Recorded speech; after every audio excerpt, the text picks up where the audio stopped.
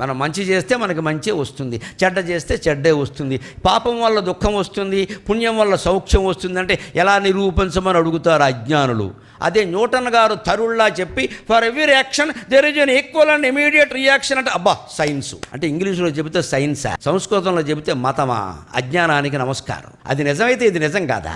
భౌతికంగా నిజమైన ప్రతిదీ ఆధ్యాత్మికంగా కూడా నిజం అవుతుంది. మన అనుభవంలోకి రాకపోవచ్చు, అది వేరే విషయం. బంతి గోడకేసి కొట్టాం, అది వెనక్కి అంతే వేగంతో వస్తుంది అంటే చేసిన వంకర పైన కూడా అంతే వేగంతో వస్తుంది. ఇవాళ కాదు రేపు తగులుతుంది, నీకు తెలియపోవచ్చు. గోబు వాచిపోయాక ఎక్కడది దెబ్బ అప్పుడు అర్థమవుతుంది ఎవడో మనం కొట్టాం. ఈ జన్మలో కాబట్టి ఇంకో జన్మలో కొట్టాం. మనం చేసిన అత్యున్నతమైన పుణ్యం కానీ లేకపోతే అతి దారుణమైన పాపం కానీ 3 ఏళ్లలో అనుభవిస్తాం ఇక్కడే. కొన్ని ఇంకా పాపాలు ఉంటాయి 3 పక్షాల్లో 45 రోజుల్లో అనుభవిస్తాం. ఇంకా పాపాలు ఉంటాయి 3 రోజుల్లో అనుభవిస్తాం. ఇంకా పాపాలు ఉంటాయి 3 నిమిషాల్లో అనుభవిస్తాం. పాపం తీవ్రతను బట్టి ఉంటుంది.